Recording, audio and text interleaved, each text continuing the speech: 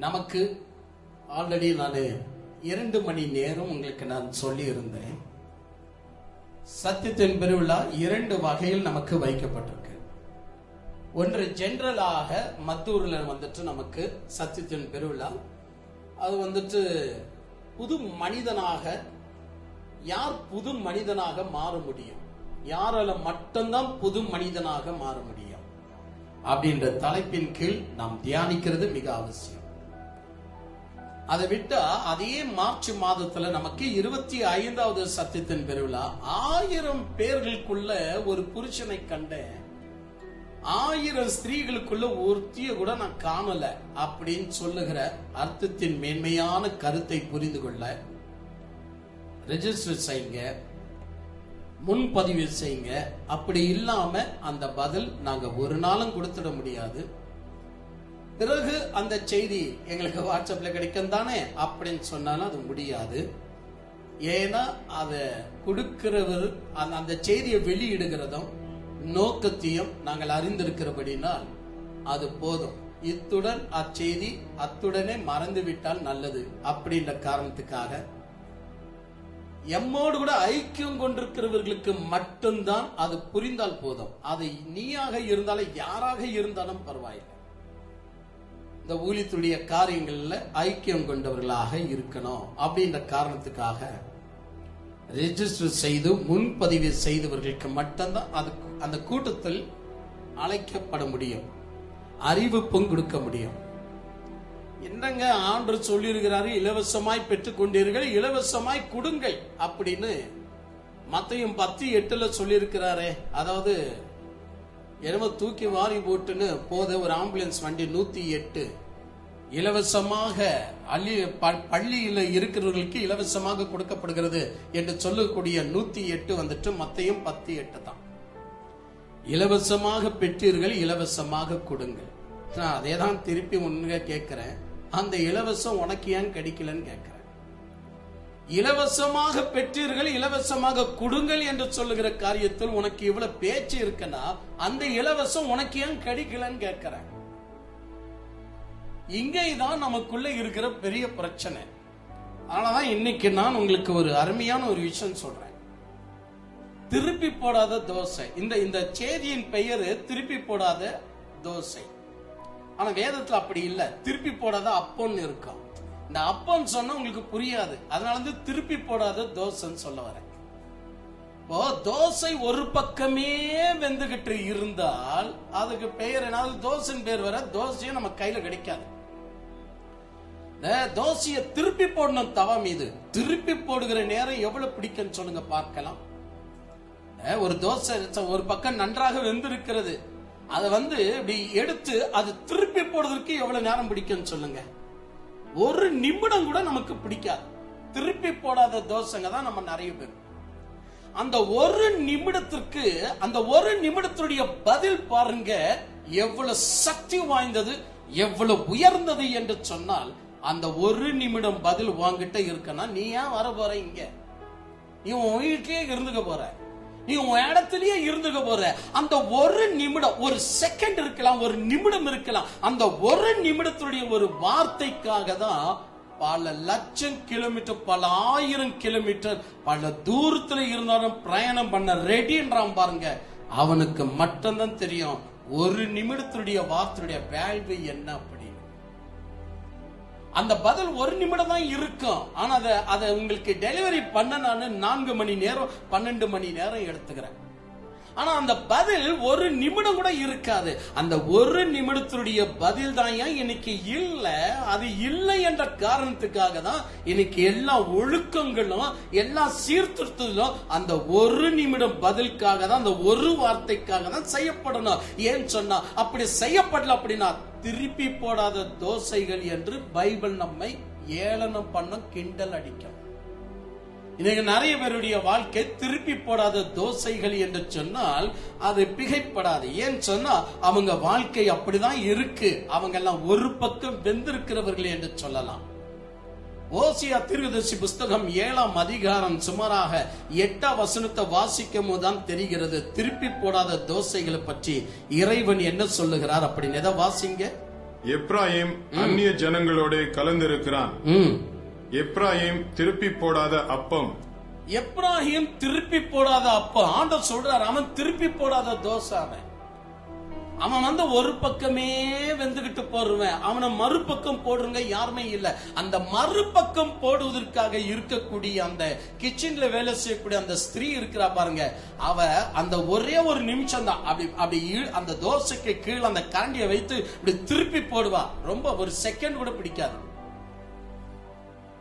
ஒரு நிமிடம் கூட பிடிக்காது. ஆனாலும் சும்மா வச்சுக்கலாம், ஒரு நிமிடத்துல அந்த தோசை திருப்பி போடல அப்படின்னு சொன்னா அந்த தோசை கெட்டு போயிடும். அதனாலதான் நானும் சொல்றேன், அநேக வசனங்கள் எல்லோருக்கும் தெரிஞ்சிருந்தாலும் அந்த ஒரு நிமிடம் பதில் நீங்க கேட்கல அப்படின்னு சொன்னா அவ்வளவு பெரிய வேதம் உங்க கையில இருந்து வேஸ்டா போயிடும்.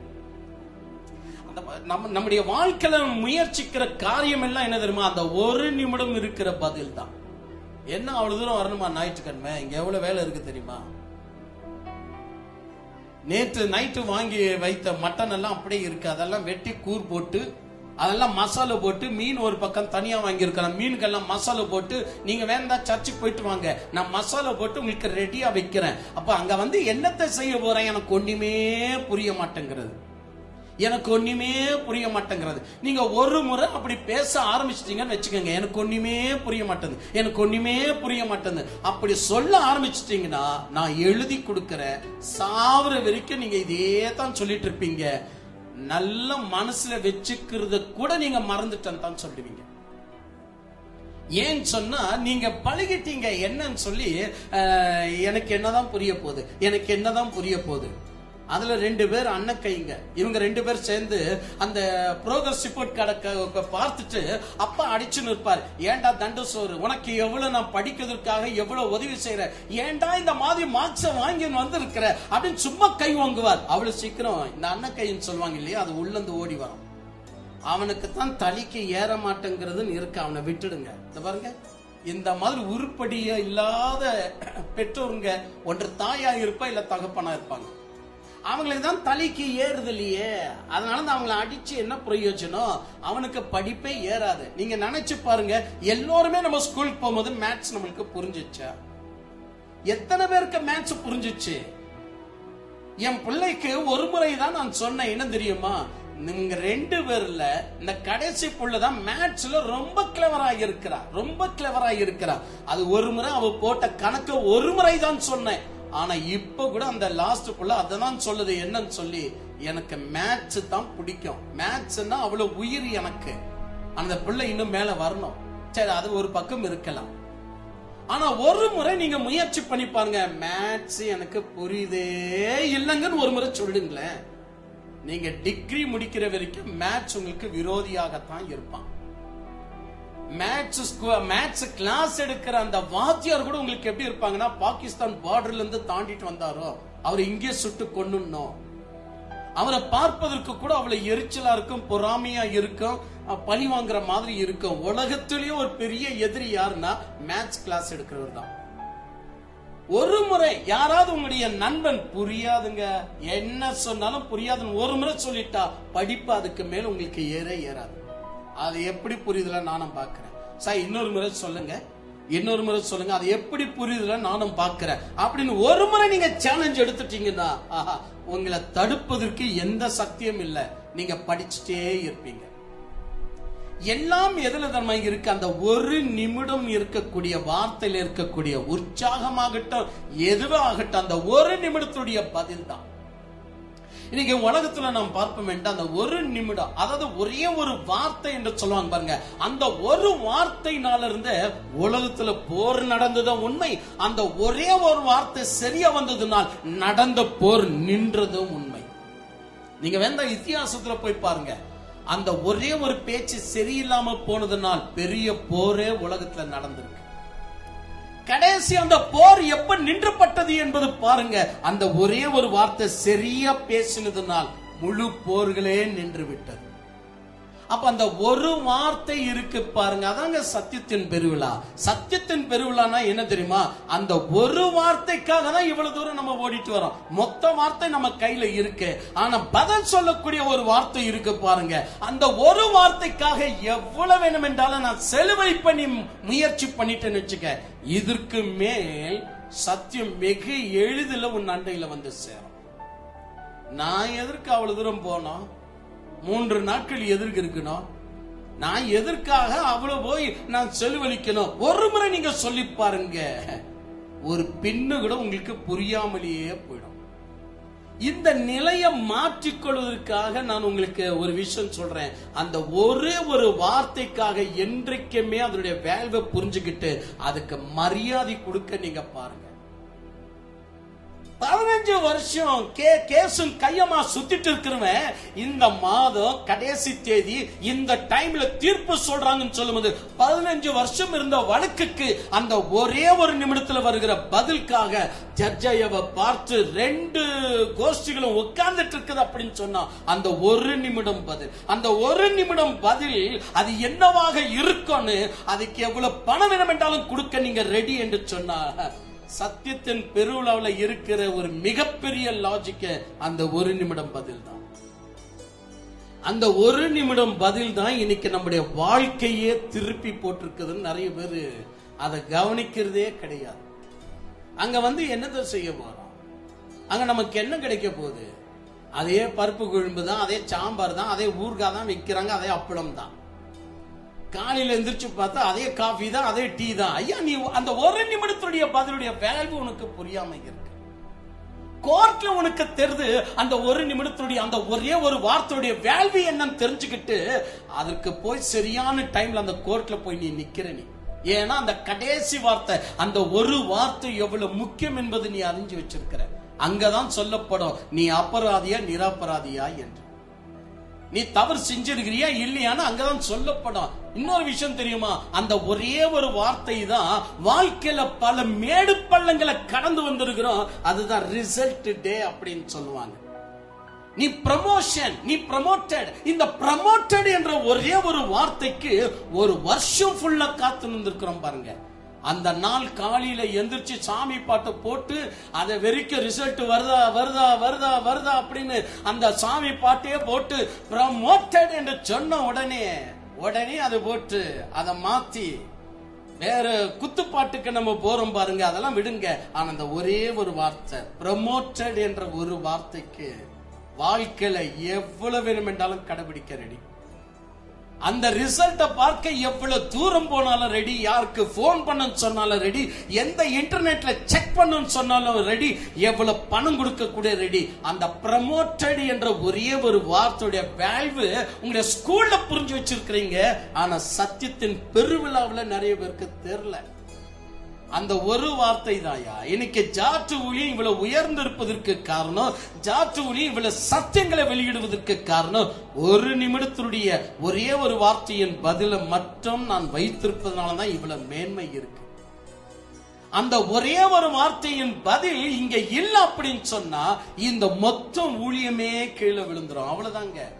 இயேசு கிறிஸ்து கிட்ட இருந்ததெல்லாம் அந்த ஒரே ஒரு வார்த்தை என்பதுதான். அதனால்தான் பைபிள் சொல்லுகிறது, ஆதியில வார்த்தை இருந்தது, அந்த வார்த்தை தேவனோடு கூட இருந்தது, அந்த வார்த்தை தேவனாகவே இருந்தது. ஒரே ஒரு வார்த்தை. அந்த ஒரு வார்த்தைக்காக தான் பழைய ஏற்பாட்டு ஜனங்க ஏங்கி நின்றாங்க. அந்த ஒரு வார்த்தைக்காக தான் புதிய ஏற்பாட்டில் அவரை பின்பற்றி வர கூட்டம் பெருகி கொண்டே இருக்கிறது. எல்லாம் அந்த ஒரு வார்த்தை தான். அந்த ஒரே ஒரு வார்த்தையில இருக்க பாருங்க, ப்ரமோட்டடா இல்ல ஃபெயிலா.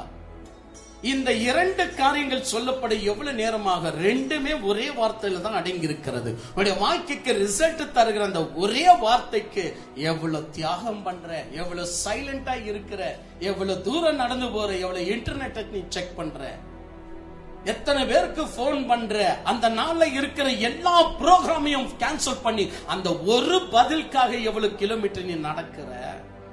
ஆனா சத்தியத்தின் பெருவிழா அந்த ஒரே வார்த்தையில உன் வாழ்க்கையே புரட்டி போடுகிறது, உன் வாழ்வை புரட்டி போடுகிறது, உன் ஆன்மாக்குரிய வாழ்க்கையை புரட்டி போடுகிறது, உன்னுடைய நரகத்துக்குரிய வாழ்க்கையை புரட்டி போடுகிறது. அந்த ஒரே ஒரு வார்த்தைக்கு எவன் வந்துட்டு அவர் நிறைய பேசுகிறவர் இல்லங்க ஜோயல்.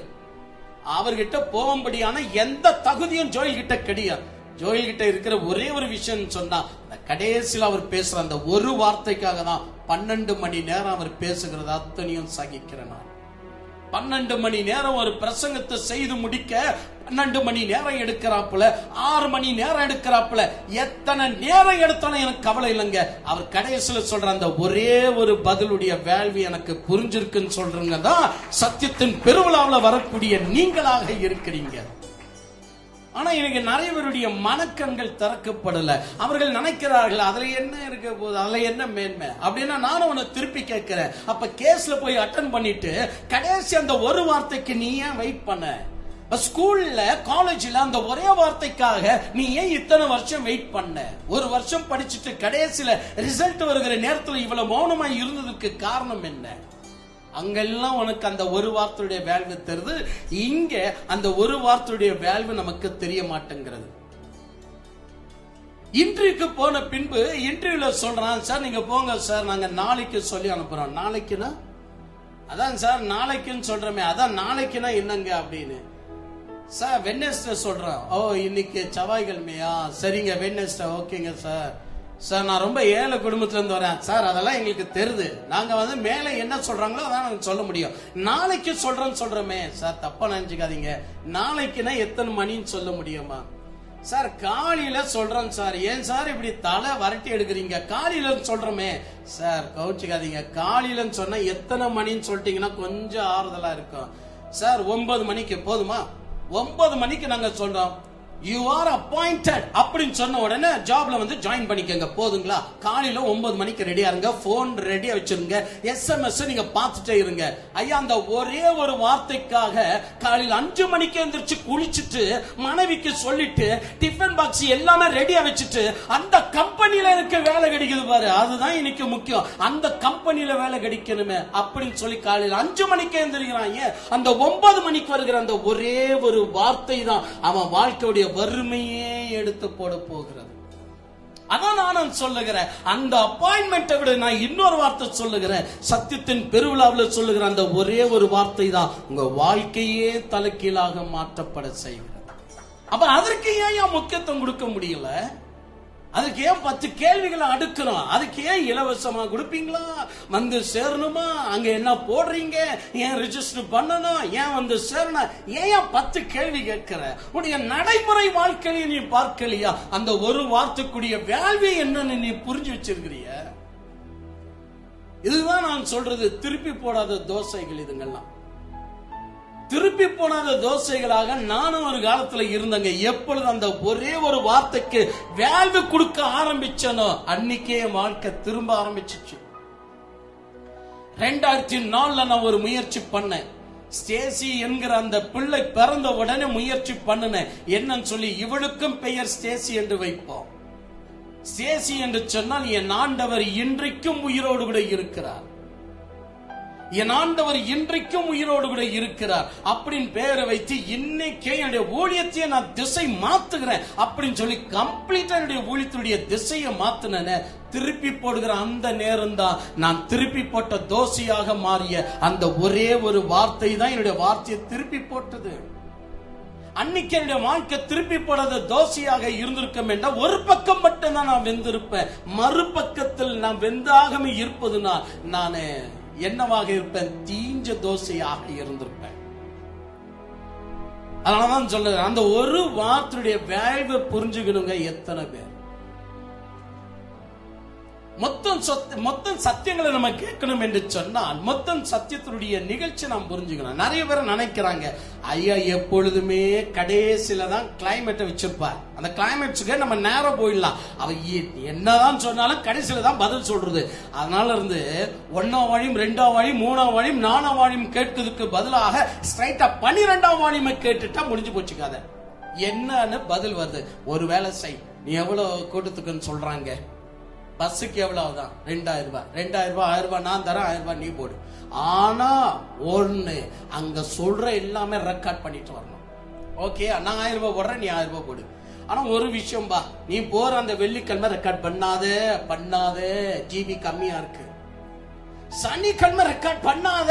அந்த ஐயா அப்ப கூட பேச மாட்டாப்ல பதில். கரெக்டா சாப்பாடு நேரம் மத்தியான நேரத்துல பதில் கொடுப்பாப்ல.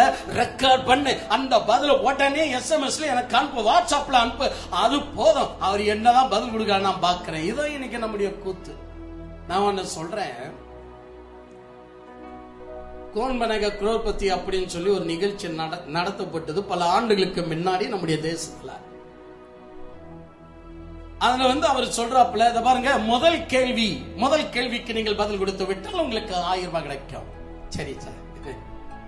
இரண்டாவது கேள்விக்கு நீங்கள் பதில் கொடுத்து விட்டால் அப்பொழுது அது மல்டிப்ளை ஆகிவிட்டு உங்களுக்கு 2000 ரூபாய் அது அமைக்கப்படும். Thank you sir. இப்பதான் நீங்கள் இங்க இருந்துதான் நீங்க முக்கியமாக கவனிக்கணும். மூன்றாவது கேள்வி கேட்கப்படும். நீங்க சரியான பதில் சொல்லிவிட்டால் 3000 ரூபாய் கிடையாது, 4000 ரூபாய். Thank you sir. இப்ப நீங்க இன்னொரு விஷயத்தை நீங்க கவனிக்கணும். இப்ப நாங்க 4வது கேள்வி கேட்போம். அப்ப உங்களுக்கு 4000 ரூபாய் இல்ல 8000 ரூபாவா மாறும். 6வது கேள்வி 16000, 7வது கேள்வி 32000, 8வது கேள்வி 64000, 10வது கேள்வி 11வது கேள்வி 15வது கேள்விக்கு நீங்கள் 50 லட்சம் எடுத்துட்டு போறீங்க. 50 லட்சம் எடுத்துட்டு போறீங்க. நீங்க 20வது கேள்வி அட்டன் பண்ணும்போது 1 கோடி உங்களுக்கு கிடைக்கும். என்ன சொல்றீங்க? ரெடியா சார்? நான் ரெடி. நீங்க ஸ்ட்ரைட்டா 20வது கேள்வி கேளுங்க. இது எப்படி இருக்கு? இது வெக்கமாக இல்ல? நான் ஸ்ட்ரைட்டா 20வது கேள்விக்கு நான் பதில் சொல்றேன் சார், 1 கோடி கொடுத்துருங்கன்னு சொன்னா நீ யாராக இருக்கிற? அதுலயே இடம் போடணும், நீ யாராக இருக்கிறன்னு. நான் சொல்லுகிறேன், பேசப்படுகிற அந்த வார்த்தை தான் கடைசி வார்த்தை. ஒரு வார்த்தை தான். அந்த ஒரு வார்த்தைக்கு அத்தனை லாஸ்ட் படிக்கட்டை நம்ம கடக்கணும்னா ஃபர்ஸ்ட் படிக்கட்டுல இருந்து நம்ம ஏறி வராத ஒழிய அந்த லாஸ்ட் படிக்கட்டை நம்ம கடக்க முடியாது என்று சொன்னா 6 மணி நேரம் 4 மணி நேரம் கேட்ட பின்புதான் அந்த ஒரு வார்த்தைக்கே நமக்கு அதிக வேல்யூ உண்டாக்கப்படுகிறது. ஹல்லேலூயா. ஆனா இதை நம்ம விசுவாசிக்கிறது இல்ல, இதை நம்ம ஏத்துக்கிறது இல்ல. நமக்கு என்ன தெரியுமா? ஆதி காலத்திலே ஒண்ணு பழகிட்டோம். எப்படி தெரியுமா? ஊதுபத்தி கொளுத்தது, மணி அடிக்கிறது, உள்ள போயிருது. இவ்வளவுதான் நம்மள பழக வச்சாங்க. ஊதுபத்தி கொளுத்து, மணி அடி, உள்ள போயிடு. அவ்வளவுதான் விஷயம். அவன் எதுக்கு அடிக்கிறான், ஏன் அடிக்கிறான் ஒண்ணுமே தெரியல. நான் கூட திருச்சியில இருந்து வாபஸ் வந்துட்டு இருந்தேன். பிள்ளைங்களுக்கும் களைப்பு தான், எனக்கும் களைப்பு தான். அப்போ நான் என்ன பண்ணேன், ஒரு சரவண பவன் அப்படின்னு சொல்லக்கூடிய ஒரு ஹோட்டல் இருந்தது. சரியா மறந்துட்டேன். சரவண பவன் என்ற ஹோட்டல். சாயந்தரம் சரியாக ஒரு 5:30 மணிக்கு அந்த ஹோட்டலுக்குள்ள போயிருப்பேன். போன உடனே என்ன ஆர்டர் பண்ணலான்னு உட்கார்ந்துட்டு இருக்கிற அந்த நேரத்துல அவங்க யாருமே இவங்களுடைய ஆர்டர் எடுக்கல. ஏன்னு சொன்னா அப்ப அவங்களுடைய பூஜை நேரம். சரவண பவன்ல பூஜை நேரம். அந்த பூஜை நேரத்துல ஒருத்த மணிய ஆட்டிக்கிட்டே இருக்கிறாப்புல, எங்களையும் பார்த்துக்கிட்டே இருக்கிறாப்புல, சிரிக்கிறாப்புல. அவன் எதுக்கு மணி ஆட்டுறான்னு அவனுக்கே தெரியல. இல்ல மணி ஆட்டுவது என்ன, எல்லாரையும் இழிச்சு பார்த்துட்டு மணி ஆட்டுவதா? அது பழகிட்டோம் பாருங்க. அங்கேயே அவன் இன்னொருத்த அந்த இதை காட்டுறான். அவன் அதாவது அந்த சாம்பிராணி போட்டு அதை காட்டிட்டு வரான். அவன் எதுக்கு காட்டான்னு அவனுக்கே தெரியல. பின்னாடி சொரஞ்சுக்கிட்டே இருக்கிறான், இந்த பக்கம் ஆட்டிக்கிட்டே இருக்கிறான், காட்டிக்கிட்டே இருக்கிறான். அவன் எங்கெல்லாம் காட்டுறான் அப்படின்னு சொன்னா, அப்போ ஒரு மெதுவா பாட்டு போயிட்டு இருக்கு, டேப் ரெக்கார்டுக்கும் அதை காட்டுறான். அதாவது செட்டுக்கும் காட்டுறான், அங்க இருக்கிற மொபைலுக்கும் காட்டுறான். அவனுக்கு எது தெய்வம் எது தெய்வம் இல்ல அதெல்லாம் அவனுக்கு முக்கியம் இல்ல. மொத்தத்துல சாம்பிராணி போடணும், மொத்தத்துல மணி அடிக்கணும். இந்த மாதிரி பழகினதுனாலதான் இப்ப கூட நம்ம என்ன தெரியுமா செய்றோம்? மணி அடிச்சாங்களா, முடிஞ்சிச்சா பூஜை, வெளியே போனோமா? இல்லையா ஒரு 2 மணி நேரம் உட்காரலாமா? அந்த ஒரு வார்த்தை இருக்கு பாருங்க, அங்கதாங்க என் வாழ்க்கையே புரட்டி போடப்படுகிறது. அங்கதான் என் வாழ்க்கையே தலைகீழாக மாற்ற போகிறது. அங்கதான் நான் சத்தியத்தையே கற்றுக்கொள்ள போகிறேன் அப்படின்ற ஒரு வெறித்தனம் வருது பாருங்க. அந்த வெறித்தனம் தாங்க அந்த ஒரு வார்த்தையுடைய வேல்யூஷன் உங்களுக்குள்ள கொண்டு வந்து உங்களை ஒரு வேல்யூள்ள மனிதனாக மாற்றி விடுகிறது. எல்லாம் இருக்கிறது எங்க தெரியுமா? அங்க ஒரு வார்த்தை என்கிற அந்த விஷயத்துலதான் இருக்கு. மேரேஜ் எல்லாம் எவ்வளவு வார்த்தையில அமைக்கப்படுகிறது. மேரேஜ் எல்லாம் அந்த ஒரே வார்த்தை தாங்க. அடிக்கடிக்கு போன் பண்ணி கேட்கிற, மாப்பிள்ளை என்னன்னு சொன்னாப்புல, இன்னும் மாப்பிள்ளையே ஆகல, அவ்வளவு சீக்கிரம் மாப்பிள்ளை என்னன்னு சொன்னாப்புல. அதுக்கு அவங்க அங்க இருந்து கேட்கிறாங்க, நீங்க எதுக்கு பொண்ணுகிட்ட கேட்டு சொல்லுங்க. அப்படிங்களாங்க. பொண்ணு காலேஜுக்கு போயிருக்குங்க. ஆனா வந்துட்டு அது ஒரு 3 மணிக்கு தான் வரும். பரவாயில்லங்க, பொண்ணுகிட்ட கேட்டு சொல்லுங்க. அந்த ஒரு வார்த்தைக்காக மொத்த மாப்பிள்ளை கூட்டமே போன் முன்னாடி உட்கார்ந்து காத்திருக்கிறது. இப்ப வரும் போனு, இப்ப வரும் போனு. அந்த ஒரே ஒரு பதில் தாங்க. பொண்ணு ஒத்துக்குச்சிங்க, அவ்வளவுதாங்க. ஐயோ, அந்த குடும்பம் நமக்கு கிடைக்கணுமே, எவ்வளவு மகிழ்ச்சியா இருக்கிறது. பார்த்தீர்களா? ஐயா, உனக்கு ஒரு விஷயம் தெரியுமா? அந்த ஒரு வார்த்தை தான் உடைய வாழ்க்கையுடைய மேரேஜ் லைஃபை சேஞ்ச் பண்றதுன்னா, சத்தியத்தின் பெருவிழா அந்த ஒரு வார்த்தை தான் உன் நரக வாழ்க்கையை சேஞ்ச் பண்ணி விடுகிறது. எங்கேயோ தூரமா இருக்கிறவனுடைய வாழ்க்கையை புரட்டி போடுகிற அந்த ஒரு வார்த்தை தான் இன்னைக்கு ஆண்டவர் சாட்ல வச்சிருக்கிறார். அந்த ஒரு வார்த்தைக்காக எத்தனை கிலோமீட்டர் வேணும் என்றாலும் பிரயாணம் செய்ய தில்லு தைரியம் உனக்குள்ள இருக்கணும். அந்த ஒரு வார்த்தைக்காக எத்தனை 1000 கொடுத்தாலும் ரெடி, எத்தனை பணம் செலவானாலும் சரி. அந்த ஒரு வார்த்தையுடைய வேல்வு எனக்கு என்ன தெரியும் அப்படின்னு சொல்கிற கிறிஸ்தவனை தான் இறைவனுக்கு பிடிக்கும். சும்மா இருக்கிற கிறிஸ்தவெல்லாம் கிடையாது. பிரசங்க 7:28 நான் சும்மா சொல்லிட முடியுமா? இல்ல, நீ கொடுக்கிற பணத்தை வச்சுக்க நான் என்ன செய்ய போறேன்? அந்த வார்த்தையின் மதிப்பு உனக்கு தெரியணும். இல்ல வாழ்க்கையில நீ என்ன செஞ்சிட்டு இருக்கிற வாழ்க்கையில நீ சம்பாதிக்கிறது உன் வயிறு நிறைய நீ தான் சாப்பிட அப்படின்னு சொன்னா அது பிரயோஜனமே கிடையாது. நான் ஒண்ணு மட்டும் சொல்றேன், ஒரு வார்த்தையின் வேல்வி என்னன்னு புரிஞ்சுக்கிட்டவன் தன் சம்பாதனைய அந்த வார்த்தைக்கு தான் செலவழிக்க கூடியவனா மாறும்போது மட்டும்தான் அவன் சம்பாதனைக்கே அர்த்தம் உண்டாகும். அந்த ஒரு வார்த்தைக்கு உனக்கு செலவழிக்க ஸ்பெண்ட் பண்ண தெரியல அப்படின்னு சொன்னா, நீ சம்பாதித்த வேஸ்ட் தான். நீ எதுக்கு சம்பாதிக்கிற? அந்த ஜானுண்டு வயிற்றுக்காகவா?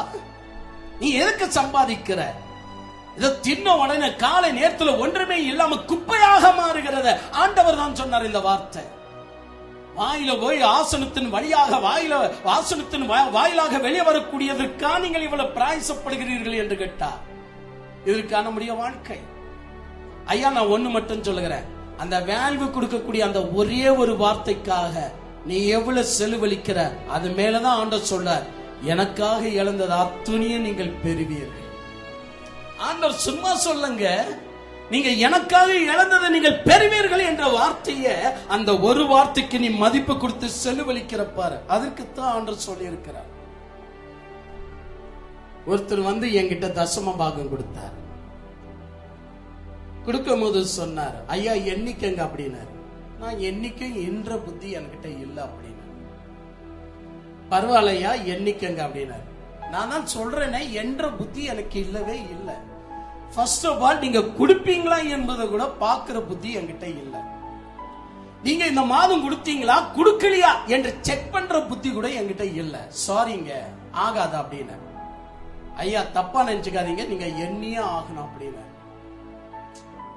ரொம்ப வருத்தமா இருந்தது. நீங்க வாங்க அப்படியே சைடுக்கு அப்படின்னு. அவர் கொடுத்த கவரை கிழிச்சு அதை என்ன 3000 ரூபாய் இருந்தது. இப்ப என்னன்னு அப்படின்னு கேட்டேன். ஐயா நான் வழக்கமா எவ்வளவு கொடுப்பேன் உங்களுக்கு அப்படின்னாரு. எனக்கு நினைவுக்கு இருக்கும், நீங்க எல்லோரும் கொடுப்பது எனக்கு நினைவுல இருக்கும். நீங்க சும்மா வந்து நின்றாலே நீங்க யாரு, நீங்க மாதம் என்ன செய்றீங்க அது அப்படியே சொல்லிடுவேன். அப்ப நான் தெரியாது அப்படின்னு. ஏன்னா அது அவருடைய நன்மைக்காக தான் தெரியாது அப்படின்னு. நான் கொடுப்பது 7000 ரூபாய் அப்படின்னு தெரியும் அப்படின்னு. ஆனா இப்ப கவர்ல எவ்வளவு இருக்கு பாத்துங்க அப்படின்னாரு. 3000 ரூபாய் இருக்கு அப்படின்னு. இப்ப என்ன பிரச்சனை பாருங்க, கடவுளுக்கு தர காணிக்கல கணக்கு இருக்க கூடாது. அதே நேரத்தில் நான் உங்களிடத்துல கணக்கு பார்க்க மாட்டேன். நீங்களும் அதே நேரத்தில் எதையும் நீங்கள் கணக்கு பார்க்க கூடாது. என்னுடைய மனசுல உங்களை குறித்து ஒரு மாஸ் உள்ள வந்துடக்கூடாது. சரி இப்ப என்ன விஷயம் அப்படின்னு கேட்டேன். ஐயா எழுதிக்கங்க அப்படின்னாரு. நான் ஏன் எழுதணும், நான் எதற்கு எழுதணும் அப்படின்னு கேட்டேன். சரியா எழுதாதீங்க ஐயா, வாயில சொல்றேன் கேட்கங்க அப்படின்னு. சரி சொல்லுங்க அப்படின்னு. ஐயா நானு என்னுடைய மனைவி 2 பேரும் சத்தியத்தின் பெருவிழா வரத்துக்கு 2000 rupees போயிடுச்சுங்க. சரி ஐயா நாங்க 2 பேரும் ஹோட்டல்ல இருந்தோம், அது ஒரு 1000 ரூபாய் போச்சுங்க. சரி அங்க இங்க சாப்பாடு ஒரு 1500 ரூபாய் போச்சுங்க. ஆக மொத்தம் 4000 ரூபாய் நாங்க எடுத்துக்கிட்டோம், 3000 ரூபாய் உங்களுக்கு கொடுக்கணும். இவர் என்ன தெரியுமா, அந்த செலுவை கூட தசம பாகத்துல இருந்தே எடுத்திருக்கிறார். இவருக்கு எப்படின்னா, சத்தியத்தின் பெருவிழாக்கு போறோம் இல்லையா, அப்ப இந்த மாசம் தசம, நம்ம ஏன் வெளித்துல எல்லாம் போனோம், இந்த தசம பாகத்திலேயே கைய போடுவோம். நான் எதுக்கு சொல்றேன் அப்படின்னா, அவரை நான் குறை சொல்லி சொல்லல, அந்த ஒரு வார்த்தைக்கு செலவழிக்க தெரியாமல் இருக்கிறார் என்று நான் சொல்ல வரேன். என்னுடைய வாழ்க்கையில நான் செலவழித்தது அத்தனையும் எதற்கு அப்படின்னா, அந்த ஒரே ஒரு வார்த்தையின் வேல்யூஷனை தெரிஞ்சுக்கிட்டு தான் நான் செலவழிச்சேன். அதுதான் என்னுடைய வாழ்க்கையில மிகப்பெரிய இடத்துக்கு வந்தது. ஐயா, மேரேஜ் ஆயிட்டு 25 வருஷம் ஆன பிற்பாடு ஒரு குடும்பம் நடு ரோட்ல நின்று சண்டை போடுது. சண்டை போடும்போது ஒரே ஒரு வார்த்தை சொல்றாங்க, என்ன தெரியுமா? இந்த வீட்டாங்க சொல்றாங்க, அட போடா வெக்கம் கட்டுவன, அன்னைக்கே நீ ஒரே ஒரு வார்த்தை பிடிச்சிருக்கு நீ சொல்லிருப்பனா, இன்னைக்கு என் குடும்பத்தை நீ ராஜாவாக இருந்திருப்ப.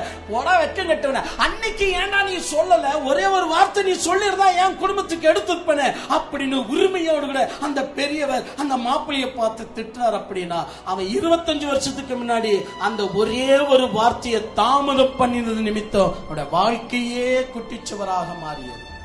தெரியுமா? அந்த ஒரு வார்த்தையுடைய வேல்யூ என்னன்னு உங்களுக்கு தெரியுமா? நான் இன்னும் பிரசங்கத்தை ஆரம்பிக்கிறேன். ஃபர்ஸ்ட் இன்ட்ரோடக்ஷன் சொல்றேன். எப்படியெல்லாம் நம்முடைய வாழ்க்கையில் அந்த ஒரு வார்த்தை எப்படியெல்லாம் வேலை செய்கிறது என்பதை பாருங்கள். அந்த ஒரு வார்த்தைக்கு தாங்க இன்னைக்கு எல்லா வேல்யூவும் அடங்கி இருக்குங்க. இப்படி உங்களுடைய வாழ்க்கையில சின்ன சின்ன விஷயத்துக்கெல்லாம் அந்த ஒரு வார்த்தைக்கு இவ்வளவு ஏங்கி நிக்கிறீங்க. ஆனா தேவனுடைய பதில், சத்துத்துக்குரிய பதில், அதுவும் ஒரு வார்த்தை தான். அந்த ஒரு வார்த்தைக்கு நீங்க என்னைக்கு நீங்க மதிப்பு கொடுக்கிறீங்களோ அன்னைக்கு உங்களுடைய வாழ்க்கை எல்லாமே மாற்றப்பட்டுடும், தலைகீழாக மாற்றப்பட்டுடும். உங்களுடைய வாழ்க்கை முற்றிலுமாக மாற்றப்பட்டிருக்கிறது நீங்கள் உணர ஆரம்பிப்பீங்க. ஒரே ஒரு வார்த்தை தான். இன்னைக்கு இருக்கிற நம்முடைய வாழ்க்கையுடைய சிச்சுவேஷன் கூட எல்லாமே ஒரு வார்த்தை தான். இன்னைக்கு மனைவி தன் கணவர் மீது ரிப்போர்ட் கொடுக்கிற அப்படின்னு சொன்னா அங்க நடக்கிற விஷயம் என்ன தெரியுமா? கடைசியில மனைவி ஒரு வார்த்தை மனுவை வெளியிடுகிறா. என்ன தெரியுமா? ஒரே ஒரு வார்த்தை பேசுறாரா கேளுங்க. நீங்க வீட்டுல ஒரே ஒரு வார்த்தை பேசுறாரா கேளுங்க. அதுக்கு கணவர் சொல்றாப்புல, ஐயோ நீங்களே கேளுங்க, ஒரே ஒரு வார்த்தைய அன்பா பேசுறாளா கேளுங்க, அவ்வளவு போதுங்க. அன்பா ஒரு வார்த்தை பேசிட்டு இருந்தா இன்னைக்கு நான் ஏன் இவ்வளவு மோசமா இருக்க போறேன்? அந்த ஒரு வார்த்தை அன்பா பேசுறாரா வீட்டுல? கேளுங்க பாஸ்டர், கேளுங்க. இவ சொல்றா, ஐயோ அவர் ஒரு வார்த்தை வாயை திறந்து பேசுறாரா கேளுங்க. இவங்க சொல்றது வாயை திறந்து பேசுறாரா, இவர் சொல்றது அன்பா பேசுறாரா, ஆக மொத்தம் சொல்றாங்க அந்த ஒரு வார்த்தை. அந்த ஒரு வார்த்தையுடைய வேல்யூ பார்த்தீங்களா? மீண்டும் உங்களுடைய மேரேஜ் லைஃபையே பில்டப் செய்கிறது அந்த ஒரு வார்த்தைங்க. என் அன்பு தெய்வ பிள்ளைகளை, அந்த ஒரு வார்த்தை தாங்க 2000 வருஷத்துக்கு முன்பு கீழே இறங்கி வந்துச்சு. கரங்களை தட்டி ஆண்டவரை சோத்தரிக்கலாம். அந்த ஒரு வார்த்தை தான், அந்த ஒரே வார்த்தை தான். தேவன் தமது குமாரனை இந்த உலகத்தில் நியாயம் தீர்க்கும்படியாக கொடுக்காமல் எல்லோரும் ரட்சிக்கப்பட்டு நித்திய ஜீவனை அடைவதற்காகவே தமது குமாரனை கொடுத்தார். அந்த ஒரே ஒரு வார்த்தை தாங்க. ஒரு நிமிடம் கூட பேச முடியாது. அந்த ஒரு வார்த்தையுடைய வேல்யூ பாத்தீங்களா? எத்தனை பேருடைய வாழ்க்கையை ரட்சித்திருக்கிறது. ஆனா இத்துடன் நின்று விடலாமா? இல்லை. நம்முடைய வளர்ச்சி தேவை. நம்முடைய வளர்ச்சி நமக்கு இன்னும் தேவை. அந்த வளர்ச்சி நமக்கு தேவை என்றால் வாழ்க்கை முழுவதுமாக எதுக்கு காத்திருக்கிறோமோ ஒரே ஒரு விஷயத்துக்கு மட்டும் காத்திருங்கள். அந்த ஒரு வார்த்தை. அந்த ஒரு வார்த்தைக்காக நாம் காத்திருக்க வேண்டியது அவசியம். ஐயா, 2 பேர் சண்டை போட்டுக்கிறாங்க. எல்லாம் சண்டை. அது என்ன செய்யப்படுகிறது அப்படின்னா, 2 பேரும் குத்திக்கிட்டாங்க. குத்திக்கிட்ட பின்பு சமாதானம் பண்ணுகிறவர் புத்தி சொல்லும் போது அவங்க சொல்றாங்க, இந்த ஒரே ஒரு வார்த்தை அவன் பேசியிருந்தானா அவனை அப்பவே விட்டுட்டு இருப்பேன். அந்த ஒரே ஒரு வார்த்தை பேசல பாருங்க, அதுக்குதாங்க எங்க மத்தியில இவ்வளவு பெரிய ப்ராப்ளம்.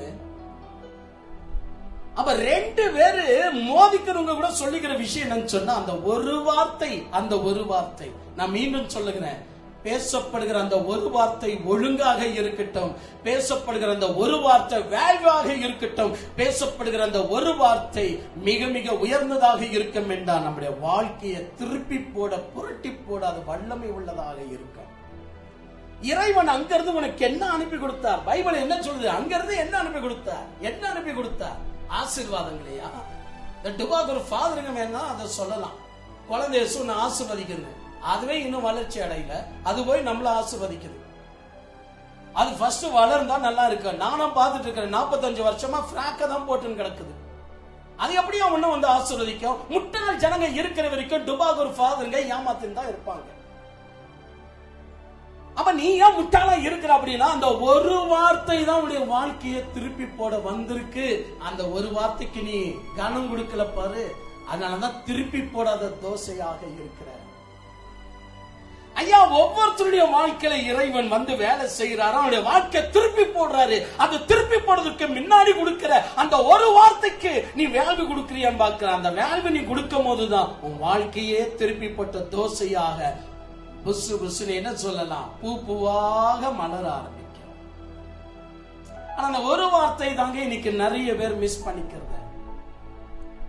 எல்லாம் மிஸ் பண்ணிக்கிறது எங்க அப்படின்னா, எல்லாருமே போய் சேருது அந்த ஒரு வார்த்தை தான். அதனாலதான் பிரசங்கி புஸ்தகத்தை நீங்க பாப்பீங்கன்னா, பிரசங்கி சொல்றாரு, நீ பேசுகிறதாக இருந்தாலும் ஜாகிரதையாயிரு. என்னன்னு சொல்றாரு பாருங்க, நீ பேசுகிறதாக இருந்தாலும் அந்த ஒரு வார்த்தையை குறித்து ஜாகிரதையாயிரு அப்படின்ற. 5ஆம் அதிகாரம் 2ஆம் வசனத்தை வாசிங்க. 5ஆம் அதிகாரம் 2ஆம் வசனம். தேவ சமூகத்தில் துணிகரமாய் உன் வாயினால் பேசாமலும் மனப்பதறி ஒரு வார்த்தையையும் சொல்லாமலும் அதுதான். தேவன் வானத்தில் இருக்கிறார், நீ பூமியில் இருக்கிறாய். ஆதலால் உன் வார்த்தைகள் சுருக்கமாய் இருப்பதாக. உன் வார்த்தைகள் சுருக்கமாய் இருப்பதாக. ஒரு வார்த்தையும் பதறி கூட இறைவனுடைய சமூகத்துல பேசிடாத. ஏன் சொல்லுது? ஏன்னா அந்த ஒரு வார்த்தை கூட உன்னுடைய வாழ்க்கையில வேல்வா இருக்கணும்னு இறைவனே எதிர்பார்க்கிறார். இறைவன் உன்னுடைய வார்த்தையில வேல்வு இருக்கணும்னு பார்க்கிறாரு. அப்ப நீ என்னன்னு பார்க்கணும், இறைவனுடைய வார்த்தை அந்த ஒரு வார்த்தையில் வேல்வு நீ கொடுக்கணும். நீ கொடுக்கணும். பேர் இதை விசுவாசிக்கிறீங்க? சும்மா எப்பவார் போன் பண்ணிட்டு ஏன் இலவசமா கொடுக்க மாட்டீங்களா? ஏன் எல்லாம் கூடுறதுக்கும் சார்ஜ் பண்ணுவீங்களா? ஏன் எல்லாம் கூடுறதுக்கும் நாங்க பே பண்ணணுமா? எங்க வைக்கிறீங்க? என்ன கொடுக்கறீங்க? மத்தேயு 10:8 சொல்லி இருக்கிறத இலவசமாய் கொடுங்கள் என்று. ஆனா வெக்கம் கெட்டவனே, அந்த ஒரு வார்த்தையுடைய வேல்வு உனக்கு தெரியும் என்றால் உன் பணத்தை எங்க செலவழிக்கிற? வெறும் வயிற்றுக்கும் துணிக்காக மட்டும்தான். கேட்டா அது கூட பத்த மாட்டேங்கிறது. ஐயா, நான் ஒரு விஷயம் சொல்றேன், நல்லா கவனிக்கணும்.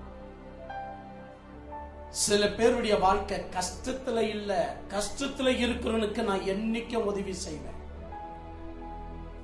யாராவது கஷ்டத்துல இருந்தா அவங்களுக்கு நான் நிச்சயம் உதவி செஞ்சிருக்கிறேன், செய்ய போறேன், நான் நிச்சயம் செய்வேன். ஆனா ஒருத்தனுக்கு மட்டும் நான் செய்யவே மாட்டேங்க, என் வாழ்க்கையில நான் செய்ய மாட்டேங்க.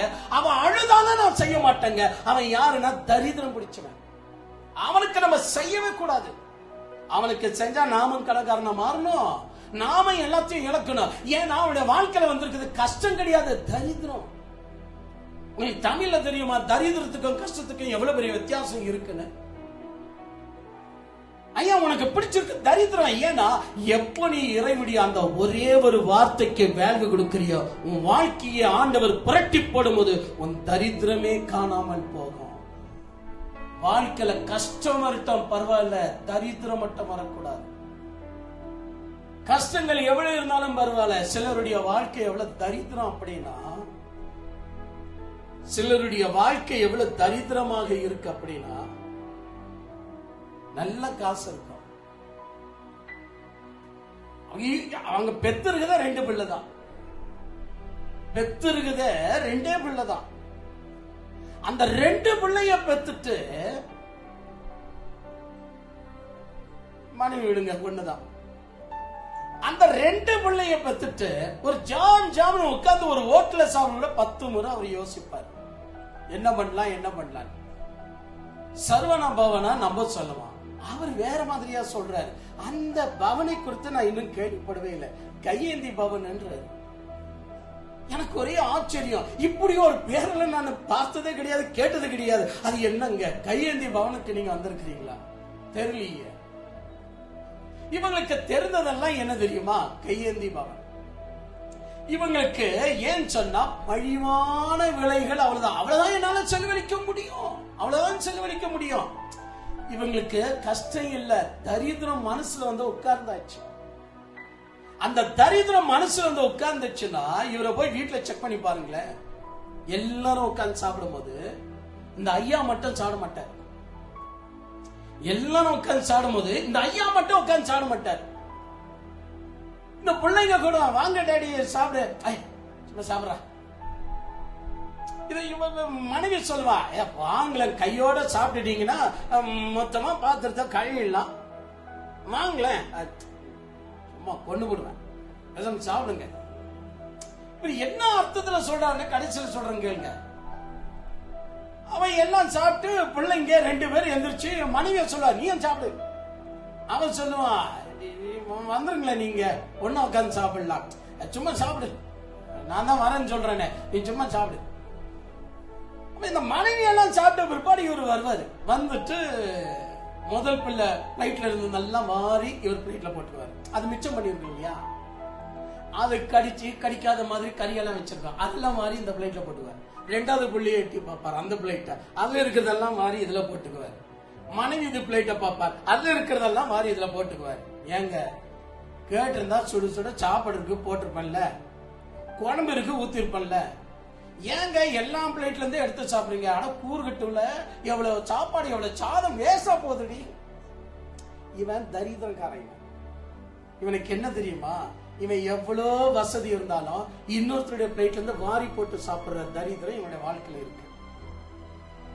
அதை தள்ளிட்டு ஃப்ரெஷ்ஷா சாப்பிடுற குணம் இல்லவே இல்லை. எப்பொழுதும் எப்படின்னு சொன்னா, ஒரு ட்ரெயின் டிக்கெட் புக் பண்ணு சொன்னாலும் அது கூட யோசிப்பாரு. இந்த கடைசியில ஒரு போட்டி இருக்க பாரு, நல்லா காத்து வரணும், அது வேற விஷயம், காத்து வருதுதான்.